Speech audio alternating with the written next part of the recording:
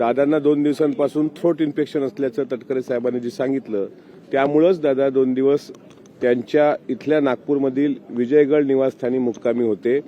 आज सकाळपासून त्यांनी कार्यकर्त्यांना भेटायला सुरुवात केलेली आहे आणि समता परिषदेचे पण काही कार्यकर्ते भेटले, भुजबळ साहेबांचे पण त्यांना काही कार्यकर्ते भेटले, त्या सर्वांचं समाधान होईल अशा प्रकारे सकाळी 6 वाजतापासून आतापर्यंत दादा विजयगडला सर्वांना भेटतायत। त्यामुळे काल पत्रकार भावांना जी शंका होती की विधिमंडळाच्या कामकाजात दादा सहभागी होतात की नाही, तर ते आज विधिमंडळाच्या कामकाजात सहभागी होणार आहेत। शशिकांत शिंदेंनी आज सकाळी त्यांची भेट घेतलेली आहे। काय वाटतं, तुम्ही नेहमी जयंत पाटील येताय म्हणताय, आता काय शशिकांत शिंदे येत आहे? आता काही गोष्टी न बोललेल्या बऱ्या असतात। शेवटी अजितदादा उपमुख्यमंत्री झालेत, सत्तेच्या बाहेर अनेक लोक आहेत जे अस्वस्थ आहेत, त्यामध्ये शशिकांत शिंदे साहेब पण आहेत। त्यामुळे ते गेले असतील की आता होऊ शकतं ना, त्यांची पण मागणी असू शकते। काल मी त्यांच्याशी बोलताना त्यांनी सांगितलं की या सत्तेत जीव रमत नाही, म्हणजे विरोधी बाकावर, म्हणून ते कदाचित आज दादांना भेटायला गेले असतील। ते जरी सांगत असतील की याचा कोणी अन्वयार्थ काढू नये, ही सदिच्छा भेट होती, शशिकांत शिंदेसारखे नेते अजितदादांची उगाच सदिच्छा भेट घेणार नाहीत। पण कुठेतरी भुजबळ साहेब म्हणतात दिल में चैना नाही आहे, त्याच्यामुळे ते राहणार नाही अशा पद्धतीचं तेही बोलत आहे। त्यांचं काय? भुजबळ साहेबांची नाराजी स्वतः दादा दूर करतील असं मला कळलंय। ते स्वतः त्यांना भेटतील, ते शेवटी वरिष्ठ नेते आहेत। त्यांनी ते कशा अर्थानं म्हटलं हे भुजबळ साहेब आता आज त्यांच्या काय समर्थकांचा मेळावा वगैरे आहे त्यात ते खुलासा करतील। शरद पवार गटाचे राजापूरकर आहेत, ते आता छगन भुजबळ यांना भेटायला गेले, कसं बघताय? राजापूरकर ओबीसी नाही, भुजबळ साहेबांनी गेल्या अनेक वर्षांपासून ओबीसीचं नेतृत्व केलंय, समता परिषदेची स्थापना केली, अनेक लोक त्यांना भेटतात।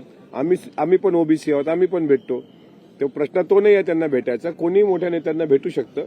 फक्त आमची विनंती अशी आहे की कार्यकर्त्यांच्या आडून जे कोणी उतावीळ कार्यकर्ते आहेत, जे जोळे मारो आंदोलन करून आमच्या नेतृत्वाला असं बदनाम करत असतील, तर ते मात्र काय खपून घेतल्या जाणार नाही।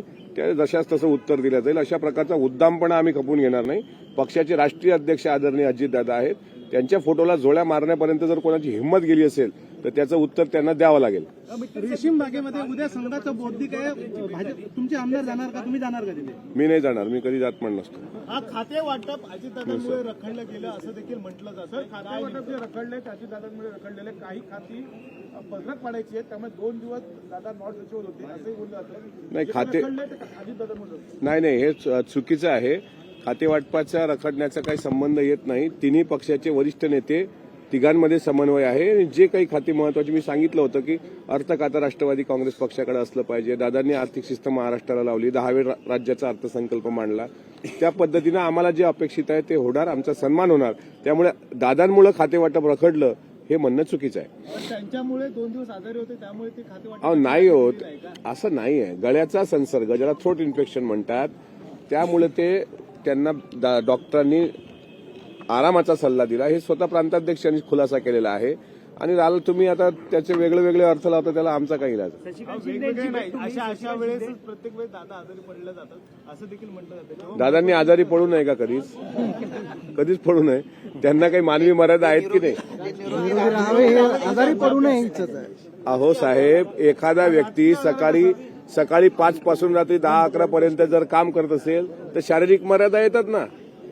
शिंदे साहेबांना पण शारीरिक मर्यादा, त्यावेळेस पण तुम्ही असंच की शिंदे साहेबांना मुख्यमंत्री पद नाही तर मग ते दरेगावला शेती करायला गेले। आज शेवटी नंतर लक्षात आलं की त्यांना पण थ्रोट इन्फेक्शन होतं। राजकीय आजार जास्त होतं दिसतं। राजकीय आजाराचा काय असं काही वेगळं काही गोळ्या आहेत का, डॉक्टर आहेत, ते तरी सांगा।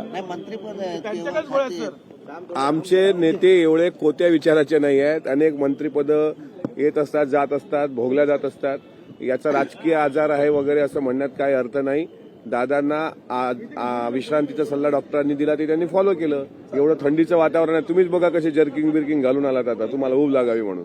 मानवी मर्यादा असतात ना काय। तुमचा काय प्रश्न होता विचारा। यांचं तुमचं झालंय?